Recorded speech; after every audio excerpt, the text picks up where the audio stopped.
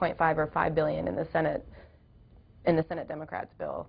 That alone. We're going to take you now, leave this conversation and watch the rest of it online. The House is coming back in, going to take up some votes under suspension of the rules. 15-minute vote. Remaining electronic votes will be conducted as 5-minute votes. The unfinished business is the vote on the motion of the gentleman from Florida, Mr. Miller, to suspend the rules and pass H.R. 2189 as amended on the yeas and nays are ordered. The clerk will report the title of the bill. Union Calendar Number 171, H.R. 2189, a bill to establish a commission or task force to evaluate the backlog of disability claims of the Department of Veteran Affairs. The question is, will the House suspend the rules and pass the bill as amended? Members will record their votes by electronic device. This is a 15-minute vote. And working on the backlog of disability claims, this vote, it's one of 6 that they're going to be working on tonight. This is H.R. 2189, establishing a commission or a task force to evaluate that backlog of disability claims from the Department of Veterans Affairs. All the bills tonight dealing with veterans issues. And while we are in this vote, we will take a look at what to expect this week on Capitol Hill.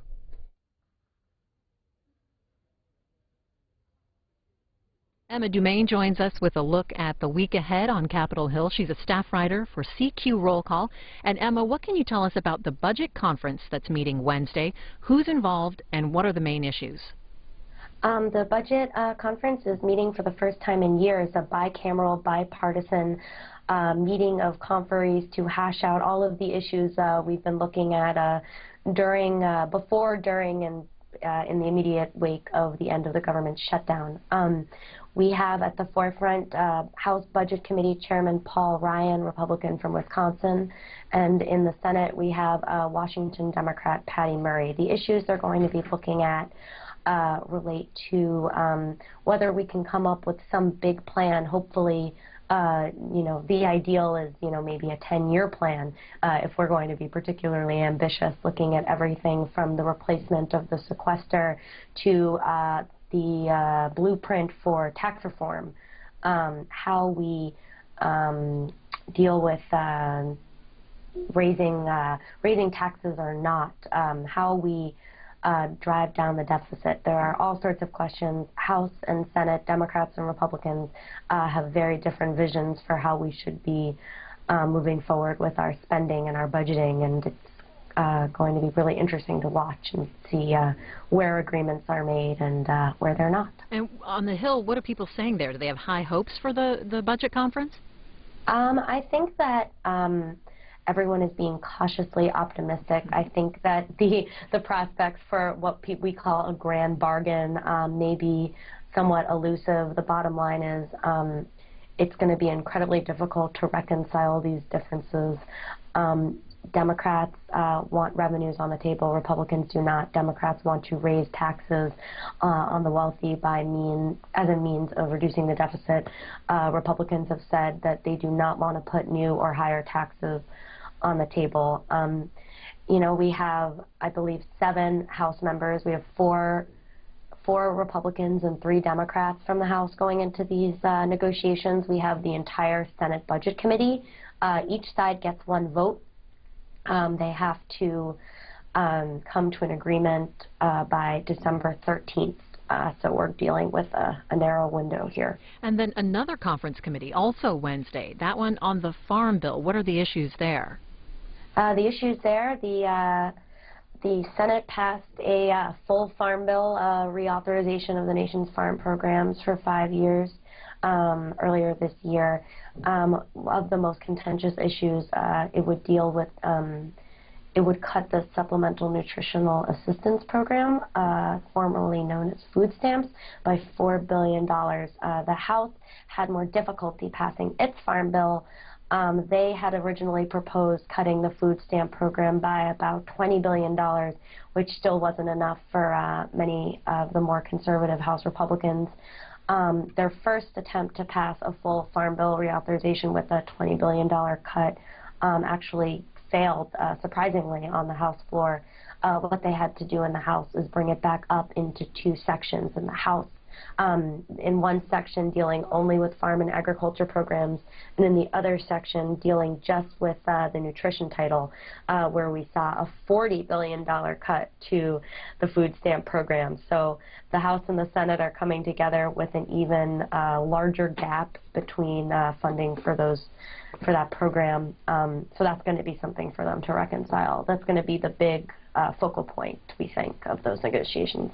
And then hearings this week on the problems with healthcare.gov. Which committees are involved, and what do you think we're going to see come out of those?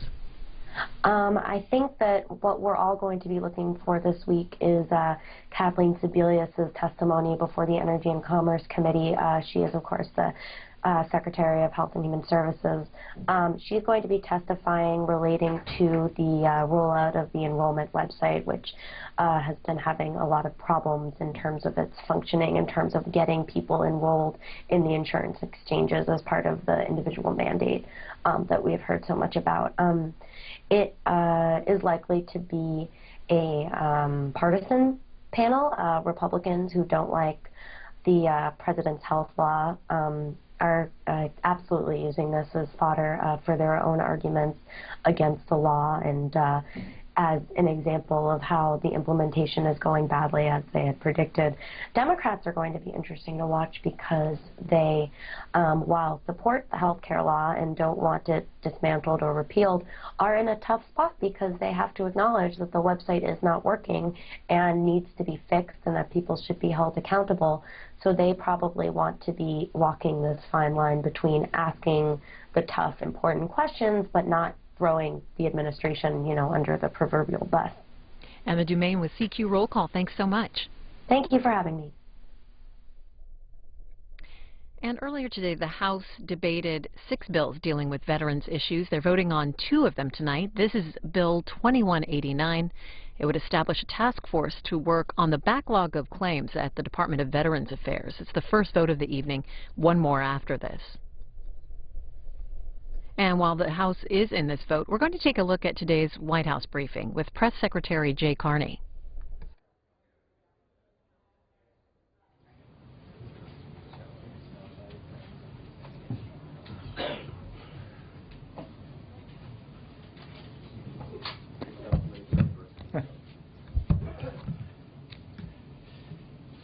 Wow, everyone. Tough weekend, huh? Good afternoon. Thanks for being here. Hope you had a great weekend. The Red Sox won last night, in case you missed it. Heck of a series. Johnny Gomes. How about that? And Uemara, the whole team. Very exciting for baseball fans everywhere. Saturday's game was not as good. Before I take your questions, a couple of announcements. First off, tomorrow the President will meet with CEOs from the financial, energy, defense, and information technology sectors to discuss cybersecurity and the implementation of the President's Executive Order 13636 on improving critical infrastructure cybersecurity. This meeting is part of the administration's ongoing dialogue with the private sector on cybersecurity. Second announcement. And this one's on a different subject. The Centers for Medicare and Medicaid Services announced major savings for seniors and people with disabilities on Medicare, following measures put in place by the Affordable Care Act to strengthen Medicare by slowing health care cost growth and saving money for Medicare beneficiaries. Next year, premiums and deductibles for Medicare Part B, which covers items like physician's visits, outpatient hospital services, and durable medical equipment, will not increase, seeing zero growth from 2013. In fact, the average growth of Part B premiums over the past 5 years was slower than nearly any other 5-year period in the program's history. And health care spending has grown more slowly in the past few years than it has since the 1960s, half a century. The health care law also reduces the donut hole each year and closes it completely by 2020. Today we learned that since the Affordable Care Act became law, more than 7.1 million seniors and people with disabilities saved $8.3 billion on their prescription drugs in the donut hole, an average of $1,167 per person. And over the last 4 years, the stronger anti-fraud measures put in place by the Affordable Care Act have helped to recover nearly $15 billion for taxpayers. Affordable Care Act changes that pay hospitals and doctors based on the quality rather than the quantity of care they deliver for patients are beginning to have an effect. For example, hospital readmissions have started to drop after being stuck for years. These lower costs and better care are great news for the trust funds, great news for taxpayers, and really great news for people on Medicare. With that, I will go to your questions. Josh. Thanks, Jay. There's a report out from the Wall Street Journal that says that the president did not learn until this summer that the NSA had been tapping Angela Merkel's phone for years, as it had been with other world leaders. Was the president kept out of the loop about what the NSA was doing? Josh, what I can tell you is two things. First, that I'm not going to get into details of internal discussions. But the president clearly feels strongly about making sure that we are not just collecting information because we can, but because we should. And I noted the other day a readout from a phone call the president had with Chancellor Merkel made clear that we do not and will not monitor the Chancellor's communications. More broadly, I think it is worth stepping back and looking at a couple of things. Today's world is highly interconnected, and the flow of large amounts of data is unprecedented. There are communications methods that we hadn't even conceived of 10 years ago that we are adapting to, and we know innovation is going to continue.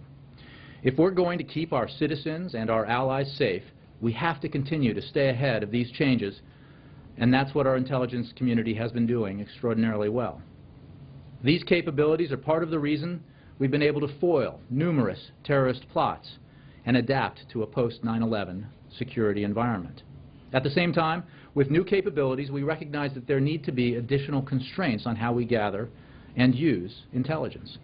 And it's in the context of this dynamic technology environment that the President has directed us to review our surveillance capabilities.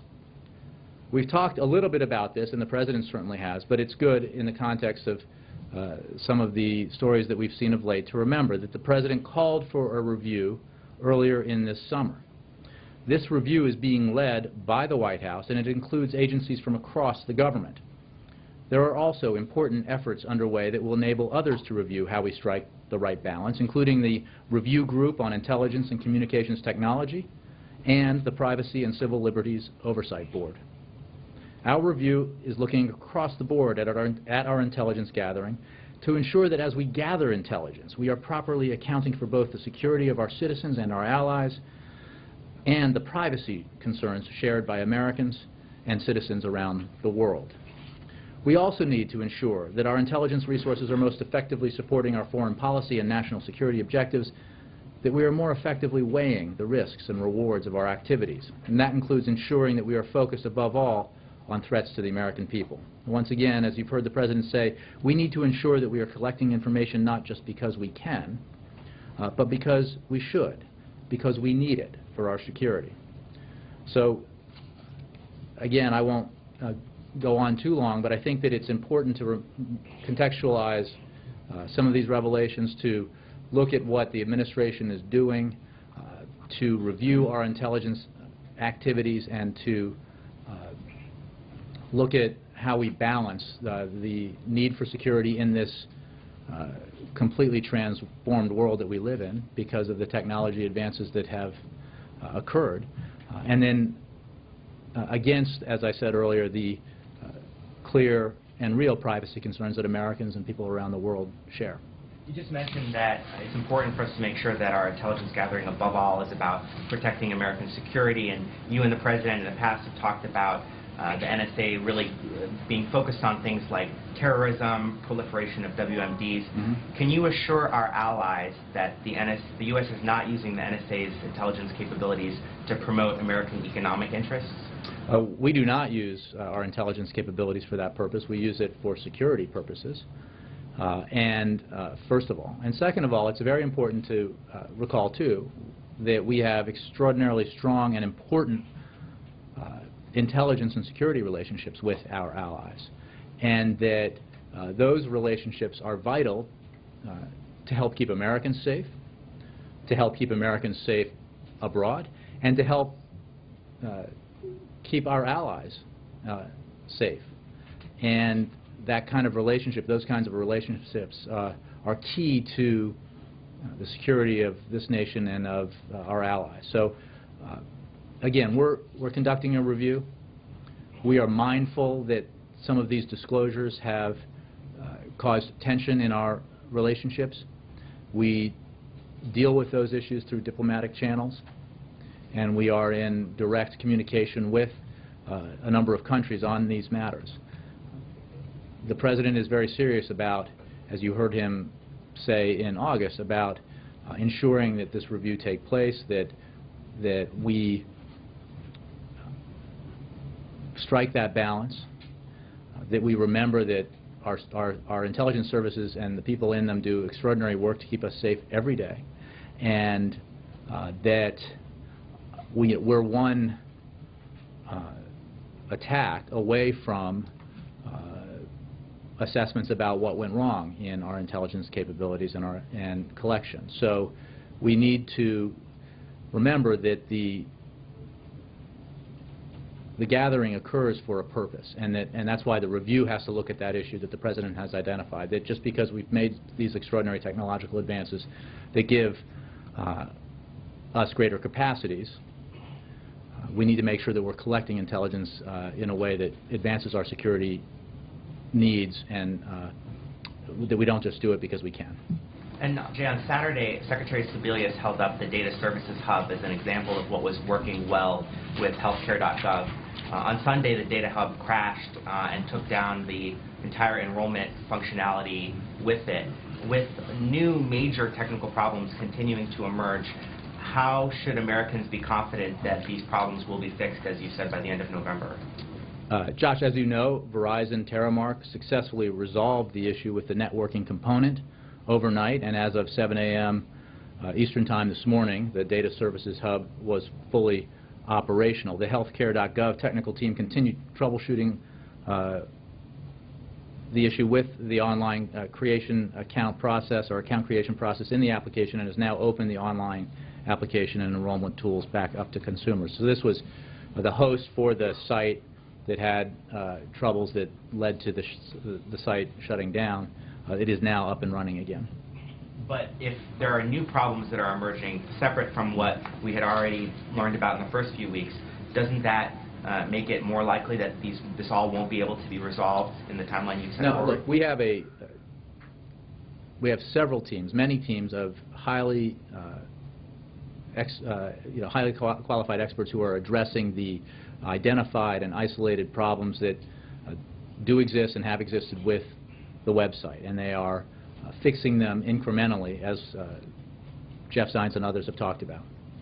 That work continues, and the improvements are happening every day, and the consumer experience on the website will continue to improve every day, incrementally, as those changes are made. More changes have taken place that make the website more efficient and effective for consumers as we speak.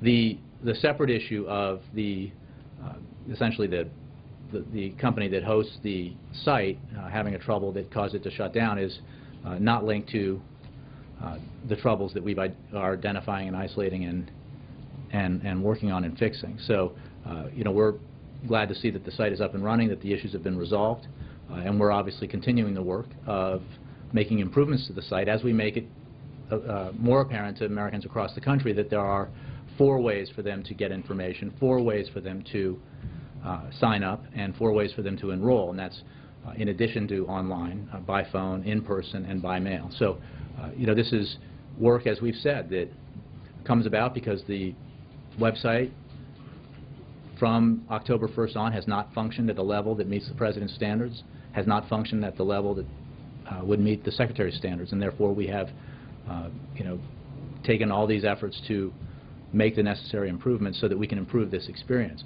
What's important to remember, too, however, is that from day one, Americans have been able to get information, Americans have been able to sign up, and they have been able to enroll. Because in the end, this isn't about a website, it's about making sure that millions of Americans have access to affordable health insurance, many of them for the first time. Yes? Thank you, Jay.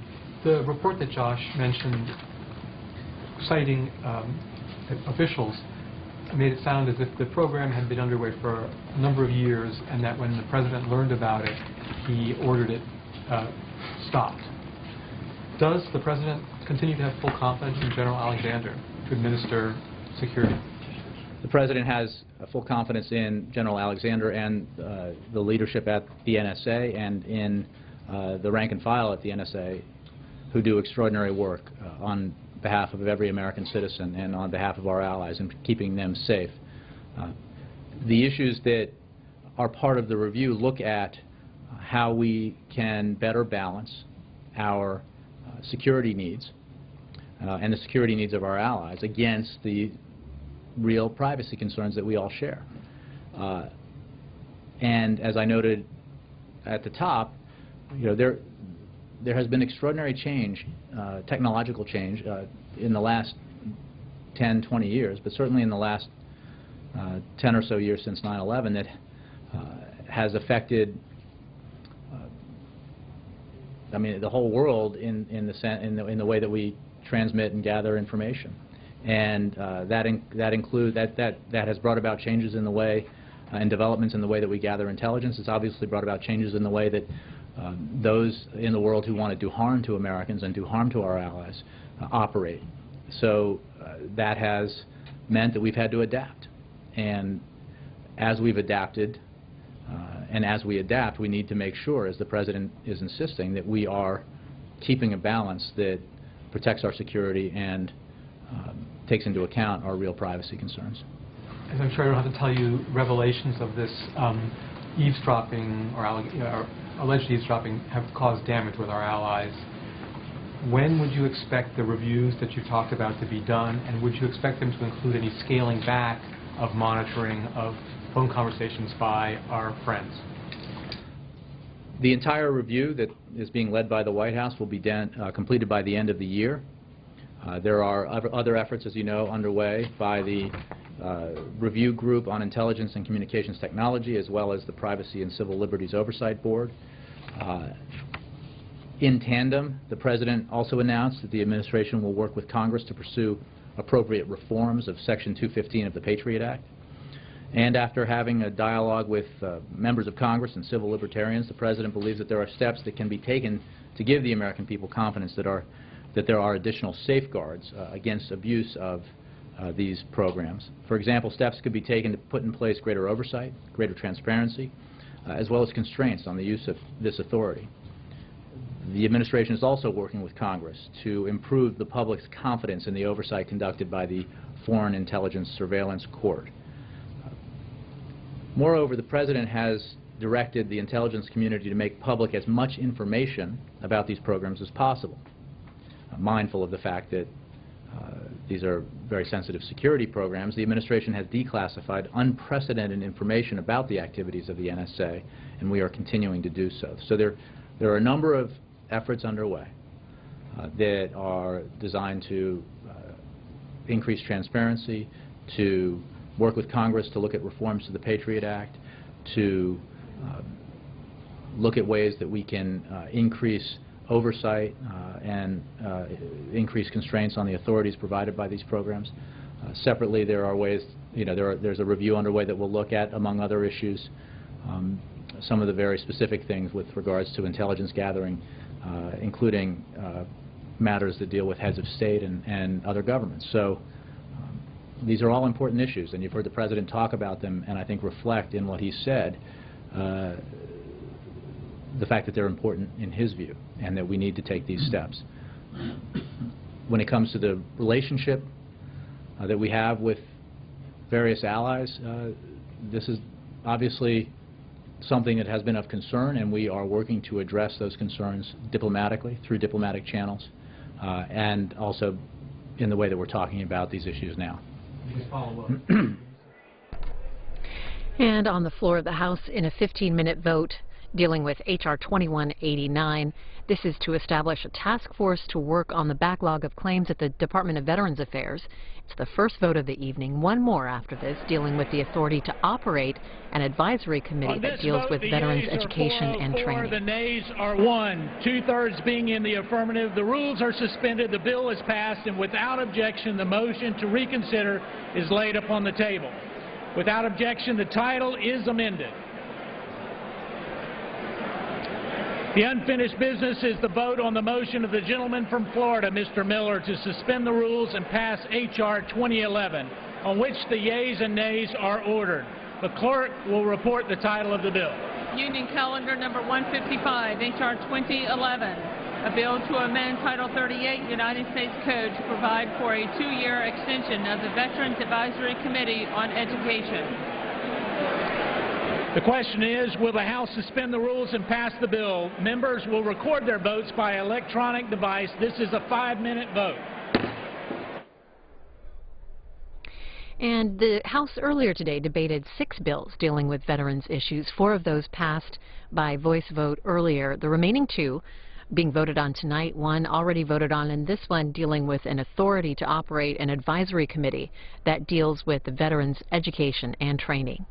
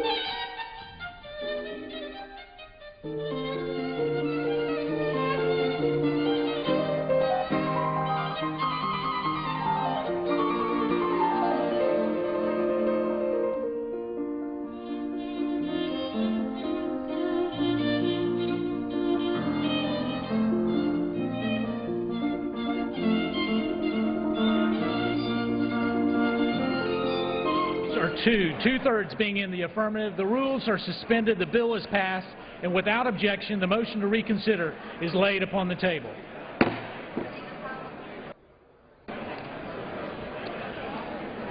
For what purpose does the gentleman from Texas seek recognition? Mr. Speaker, I send the desk a privileged report from the Committee on Rules for filing under the rule. The clerk will report the title.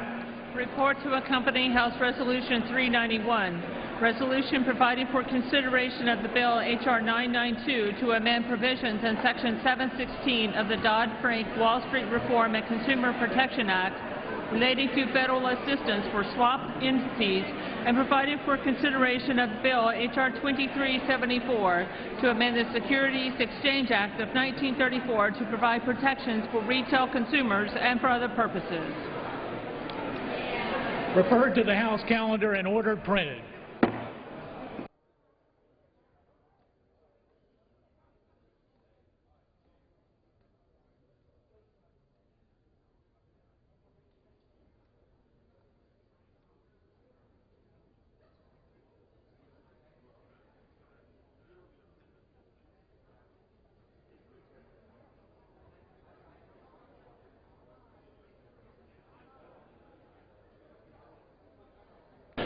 The chair will now entertain requests for one-minute speeches.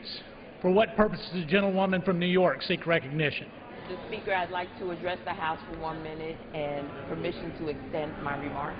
And the gentlewoman seeks unanimous consent? Unanimous consent. Without objection, the gentlewoman is recognized for 1 minute.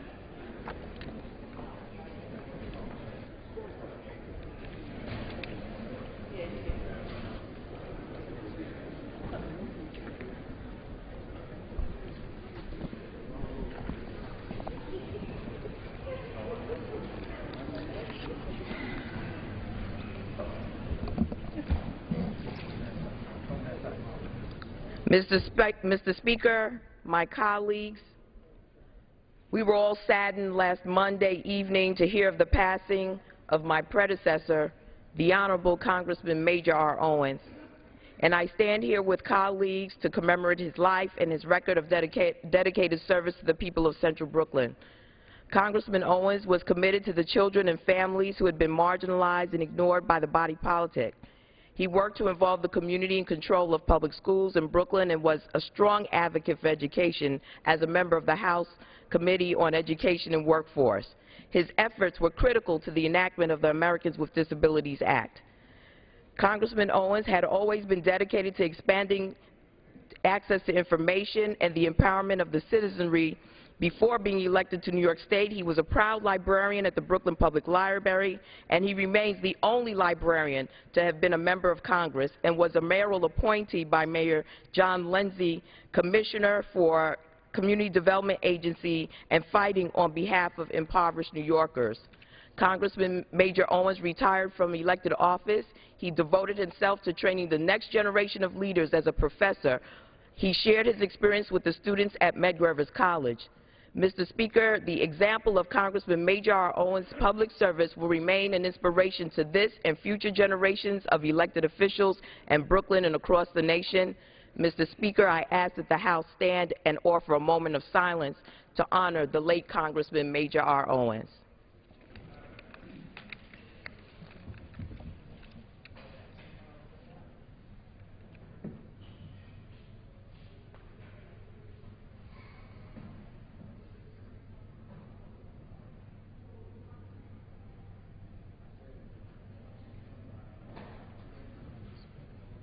Thank you, Mr. Speaker.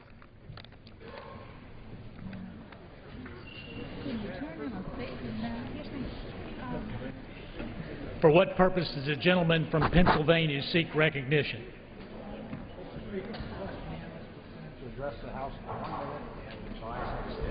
Without objection, the gentleman is recognized for 1 minute. Mr. Speaker, Wednesday, HHS Secretary Kathleen Sebelius is scheduled to testify before the House Energy and Commerce Committee on the massive technological failures of the online rollout of the Affordable Care Act. And while some of my colleagues would lead you to believe that these are only minor website glitches, I rise to address a more basic, fundamental flaw in the construct of the Affordable Care Act. The structure of the design, admittedly by an MIT economist who helped create Obamacare, was to increase the rates for the young and healthy, while decreasing rates for the elderly or sick. The problem is this only serves to deter young Americans from purchasing health care when faced with the cost of education, first homes, and the prospects of starting families. We all want Americans to be covered, but higher premiums for the young and healthy to subsidize those who are greater consumers of health care was not the bill of goods the American people were originally sold. Mr. Speaker, young Americans deserve better. I yield back. Gentleman yields back. For what purpose does the gentlewoman from Illinois seek recognition?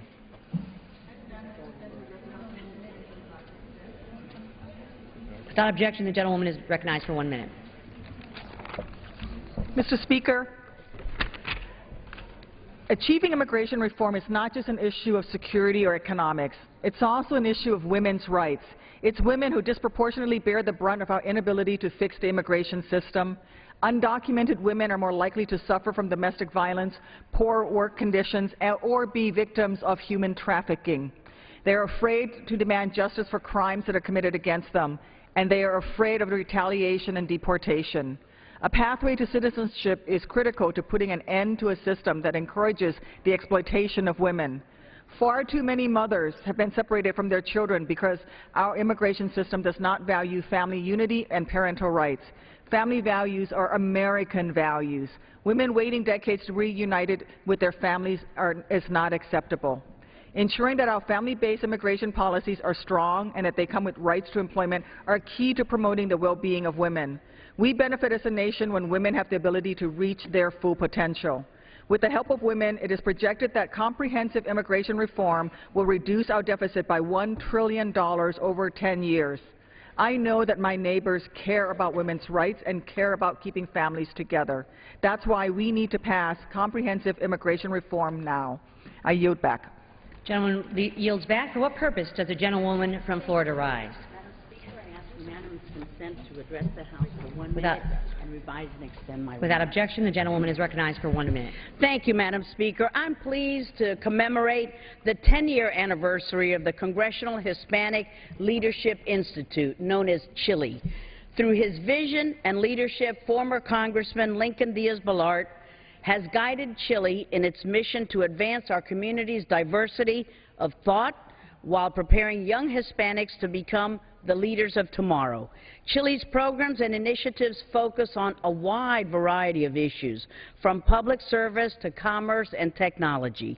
This month, I spoke at Chile's Trade and International Affairs Symposium to highlight the importance of our community's contribution to the global economy.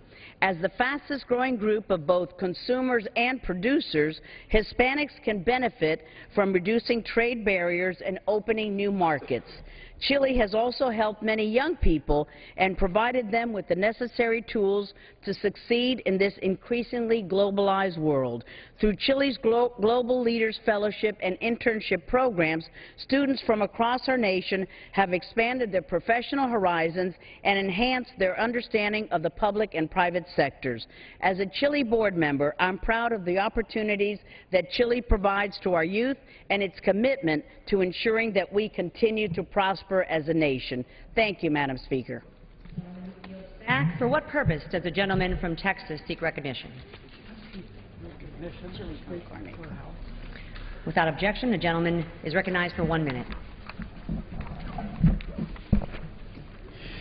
Madam Speaker, I rise today to recognize Yvonne Bonnie Gonzalez, an extraordinary public servant who has worked tirelessly to improve the lives of South Texas residents. As CEO, Officer of the Workforce Solutions, she has played a vitally important role in leading transformational change in the Rio Grande Valley and in the workforce industry. In fact, due to her exemplary leadership, Workforce Solutions has become one of the highest performing workforce boards in Texas. Prior to joining Workforce Solutions as their CEO, Ms. Gonzalez served as founding president and CEO of the RGV Empowerment Zone Corporation. Under her direction, the Empowerment Zone took a $40 million federal investment and leveraged it, an additional $416 million in local, state, national, and private sector investment into the empowerment zone communities. As a devoted public servant, Ms. Gonzalez has inspired others to strive for excellence and to put the needs of our community first. Today, I congratulate Ms. Bondi Gonzalez on her tenure as the new president of the Knapp Community Care Foundation, and thank her for the many years of public service to South Texas residents. I yield back. Gentleman yields back. For what purpose does the gentleman from Texas seek recognition? Madam Speaker, I ask unanimous consent to address the House for 1 minute. Without objection, the gentleman is recognized for 1 minute. Madam Speaker, Pakistan is a disloyal, deceptive, and devious ally of the United States. Pakistan harbors the Taliban terrorists that are at war with our troops in Afghanistan. Pakistan hid out Osama bin Laden. Pakistan put the Pakistani doctor that helped the United States take out the devil of the desert in prison for 30 years. Pakistan is playing the United States for a nation of fools. Otherwise, why would our government just send $1.2 billion to Pakistan? Haven't we learned that Pakistan takes our money and slyly and seditiously uses it for purposes counter to U.S. interests? Pakistan has become the Benedict Arnold ally of America. Why do we pay Pakistan to hate us, Madam Speaker? They'll do it for free. No American taxpayer money to Pakistan. Use that American money in America. Freedom-loving nations that give Pakistan money in the delusive hope of fighting terrorism are sailing the ships of the foolish, and the United States has become the admiral of the fleet. And that's just the way it is. The gentleman yields back. For what purpose does the gentleman from New York seek recognition? Without objection, the gentleman is recognized for 1 minute. Thank you, Madam Speaker. Oceans cover 70% of our Earth's surface. They are home to a vast number of organisms that form an intricate food web, one that the world has relied upon for high-quality protein and steady employment for generations. But if we continue on our current path, we will face a serious decline in these essential resources. The oceans have been absorbing nearly 1/4 of the carbon emissions we release every day. We think of the oceans as too big to fail, but we are altering their physical, chemical, and biological characteristics at an increasing pace. Our oceans are warming, current patterns are changing, salinity and acidity are changing, sea levels are rising, and many fisheries are being overexploited. It is long past time for us to address climate change, to reduce greenhouse gas emissions, and manage our coastal waters and the oceans in a more sustainable way. Oceans have sustained life on this planet for thousands of years. We should act now to ensure that they continue to do so for thousands more. With that, I yield back. The gentleman yields back. For what purpose does the gentleman from Kentucky seek recognition? Unanimous consent to address the House for 1 minute. Without objection, the gentleman is recognized for 1 minute. Thank you, Madam Speaker. I rise today to discuss the importance of manufacturing to our economy. Today, I introduce the Reducing Employer Burdens, Unleashing Innovation, and Labor Development, the REBUILD Act of 2013. The REBUILD Act is aimed at stimulating domestic production and increasing our global competitiveness. Provisions included in the bill seek to redesign workforce training, achieve comprehensive tax reform, increase access to energy and decrease costly regulations, reform health care, reform trade policy, and open up more spectrum for technological innovation. Pieced together, these policies will allow us to ensure the United States of America remains the best place in the world to do business. I come from a small business manufacturing background and understand how federal policies can encourage or stifle innovation and job creation. I encourage all my colleagues to join me in this effort to restore American innovation and boost our global competitiveness. I yield back the balance of my time. Gentleman yields back. For what purpose does the gentleman from North Carolina seek recognition? Madam Speaker, I ask unanimous consent to address the House for 1 minute and to revise and extend my remarks. Without objection, the gentleman is recognized for 1 minute. Madam Speaker, I simply wanted to rise and pay tribute to the memory of my dear friend and colleague Major Owens, who passed last week, and to express condolences to his family. We take for granted sometimes as new members coming in that there's a system in place to provide support and mentorship to new members. It's just not the way things operate. When I came to Congress in 1993, Major Owens was already here and became one of the mentors and advisors and people who taught me the rules of how this institution operates, the rules of civility, respect, and honor, and the rules by which we operate the floor of the House. I learned so much from him, and over the years became a good close friend of Major Owens and the members of his family, all of whom we join in grieving with on this occasion. So I simply wanted to say how much respect I had for him and how much appreciation I had for the advice and mentorship he provided to me. Thank you. I yield back. And yields back. For what purpose does the gentlewoman from Wyoming seek recognition? Madam Speaker, I rise to address the House for 1 minute and to revise and extend my remarks. Without objection, the gentlewoman is recognized for 1 minute. Thank you, Madam Speaker. I rise to recognize Mary Gibson Scott, the Superintendent of Grand Teton National Park and the John D. Rockefeller Jr. Memorial Parkway. She announced her retirement from the National Park Service this week after 33 years of public service. Mary is one of just 10 top-level park managers in the United States and is also the only woman among them. Before taking her current position in Wyoming in 2004, Mary held park management positions across the U.S., including fabulous Carlsbad Caverns, the Golden Gate Park, Santa Monica Mountains, and Channel Islands in the west, and in the east, the Gateway in New York and the Blue Ridge Parkway in Virginia. Over the course of her career, Mary has earned a variety of awards, including the Department of the Interior Superior Service Award, the Intermountain Region's Superintendent of the Year for Natural Resources, just to name two. To many of us in Wyoming, Madam Speaker, Mary Gibson Scott is a neighbor and a friend, immersed in the Wyoming community, a valued and treasured public servant, and the epitome of a leader in stewardship of both natural resources and human relationships. I am proud and pleased to call Mary Gibson Scott my friend. Madam Speaker, I urge my colleagues to join me in congratulating Mary Gibson Scott on her illustrious career and in wishing her the very best for a happy and well-earned retirement. Madam Speaker, I yield back the balance of my time. The gentlewoman yields back. For what purpose does the gentlewoman from Texas seek recognition? Without objection, the gentlewoman is recognized for 1 minute. Thank you. Madam Speaker, I ask unanimous consent that all members may have 5 legislative days in which to revise and extend their remarks and include extraneous material on Ms. Clark's 1 minute.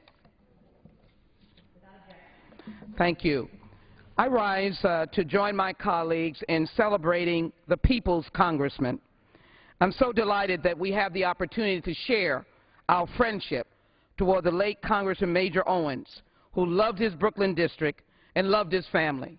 My deepest sympathy to his wife Maria and all of his family members, and to be able to indicate that Major Owens was truly someone who served the people. Reminded of a story that he told of his family when they heard that FDR was providing opportunities for work in the 1940s. No one in his community were getting jobs, but his parents called FDR or wrote FDR, and all of a sudden things changed. That's the kind of Congressman Owens was. He was a change maker, educator, librarian, always there to say that his district and America's poor people needed to be represented. He was, in fact, the people's congressperson because he extended his hand. He loved the people. He provided resources, and he fought the good fight. I want to thank you, Congressman Major Owens, for being my friend and the friend of those of us in Congress, Republicans and Democrats. But most of all, I want to thank Congressman Major Owens for being the friend of poor people around the nation who could not speak for themselves. I am glad that his giant footsteps had a great impact on the congressional district he represented, but more importantly, he had great impact on America. he was a soldier on the battlefield for those who could not speak for themselves. May he rest in peace. God bless him and his family. I yield back. Gentlewoman yields back. For what purpose does the gentleman from Minnesota seek recognition? Ask unanimous consent to address the House for 1 minute and revise and extend my remarks. Without objection, the gentleman is recognized for 1 minute. Well, thank you, Madam Speaker. I rise today to commend and bring attention to the recent candlelight vigil that was held in Eden Prairie, Minnesota, honoring the 38 deaths in Minnesota from domestic violence this year.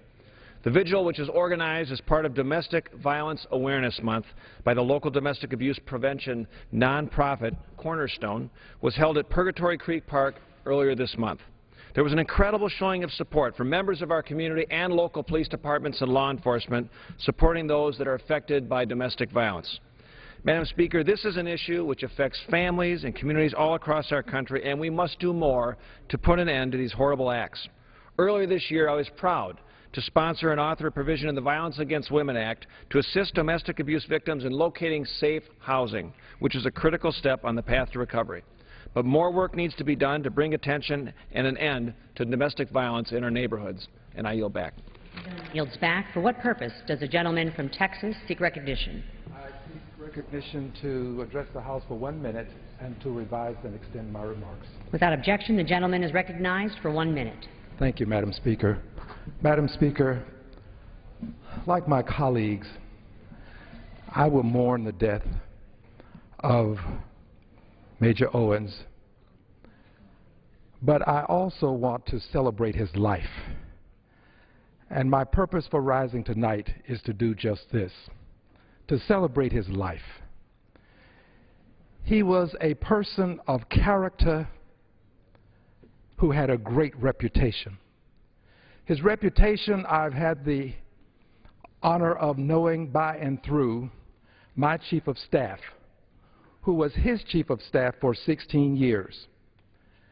And by working with her and hearing her explain to me all of the many things that he was a party to over the course of the years, not only here in Congress where he worked on legislation to help persons who had disabilities or have disabilities, but also back in his home district, where he was a person who championed the causes of people who were in need. And it means something to me to know that he has this great reputation. But it's equally as important for me to share with people that he did have character. When I met with him to discuss the hiring of Jackie Ellis, my Chief of Staff, because she was working with him and he was contemplating some other things and moving, he explained to me how important it was to, in this body, keep your word. He explained that among your friends and your colleagues, your word is the thing that will give you the opportunity to continue to have support in the Congress of the United States of America. His words about character and integrity are still with me. And I suspect that because he was a teacher, and as you know, teachers impact eternity, what he has done, I will pass on to others because he passed it on to me. And what his Chief of Staff has caused me to learn from him vicariously will impact my office eternally. I am grateful to him, I pay tribute to him, and I want his family to know that he has been a blessing to me and to my staff and to the people I serve. God bless you, and thank you, Major. Gentleman yields back. For what purpose does the gentleman from Texas seek recognition? I ask unanimous consent to address the House for 1 minute and revise and extend my remarks. Without objection, the gentleman is recognized for 1 minute. Thank you, Madam Speaker. Madam Speaker, I rise to announce to my colleagues in the House that I just introduced H.R. 3348, the Obamacare Choice Act of 2013. This is a simple 1.5-page bill. It simply lets the American people choose for the next year whether they want to participate in what we commonly call Obamacare. If it's as good as the President says it is, people will join and get the benefits from it. If, on the other hand, they can't get the software fixed and the policy mandates are unsustainable, the costs are too high, then the American people will choose not to participate. It's a simple bill. It makes participation voluntary by suspending the tax for non-participation. So I would encourage all of my colleagues to join as a co-sponsor of H.R. 3348, the Obamacare Choice Act of 2013. With that, Madam Speaker, I yield back the balance of my time. The gentleman yields back. The chair lays before the House the following personal request. Leave of absence is requested for Mr. Adderholt of Alabama for today and the balance of the week, and Mr. Cooper of Tennessee for October 28, 29, and 30. Without objection, the requests are granted. Under the Speaker's announced policy of January 3, 2013, the gentleman from Florida, Mr. Mecca, is recognized for 60 minutes as a designee of the Majority Leader. Well, thank you, Madam Speaker and my colleagues. I'm very pleased tonight to lead a special order in memory of the life and service of our dear friend, our colleague from Florida, Mr. Bill Young. To lead off tonight in our special order, and we will hear from both members of the Florida delegation, but also leaders from the committee on which he was a leader himself. And in that vein, I'm very pleased to recognize first, for a period of 3 minutes, the gentleman from Kentucky, the chair of the Appropriations Committee of the House of Representatives, on which Mr. Young served so distinguishedly, Mr. Rogers from Kentucky, Madam Chair. Madam Speaker, let me thank my colleague from Florida for yielding me this time. And I rise today with a very heavy heart to honor the memory and service of our dear friend and colleague, Bill Young. Bill served in this House and he served this country for decades with compassion and distinction. I have not known this institution without him. Most of us are in that same situation, and I believe it will take a long time to fill the hole that his absence has left. As an appropriator, he was a role model for all of us. When I became chairman of the committee, I knew I had some very large shoes to fill. Following in the footsteps of Chairman Young, among others, he fought with determination and enthusiasm to make this country a better place. Bill was a champion for our troops and veterans especially, both in the halls of the Congress and outside. His fierce determination and dedication to our troops and veterans never wavered. As we all know, he and his dear wife, Beverly, were to be found very frequently at Bethesda or Walter Reed in the city, or at a hospital overseas where troops were sick. And they spent hours and hours helping these who were injured. He was, of course, the chairman of the Defense Subcommittee on the Appropriations Committee for many years. He also served on the Military Construction and Veterans Affairs Subcommittee, and his thumbprint is very visible in the improved medical care and the quality of life of our troops, among the many other issues that he held dear to his heart. Bill was a leader in this House who was able to make his mark with grace and fortitude. He was a lion about the things that he cared about, but he was a gentle lion and did things with grace and with a quiet voice until you crossed him on the betterment of our troops. And then Bill Young would let you know where to get off. I will miss Bill Young greatly, as I know all of us will. My prayers are with his family, with Beverly, his many friends, and all of those who had the privilege of knowing and working with Bill Young. He will be missed greatly. I thank the chairman for yielding. I yield back. Thank the gentleman. We're also pleased to have a distinguished leader of the Florida delegation and now the dean of the Florida delegation, our senior member, with us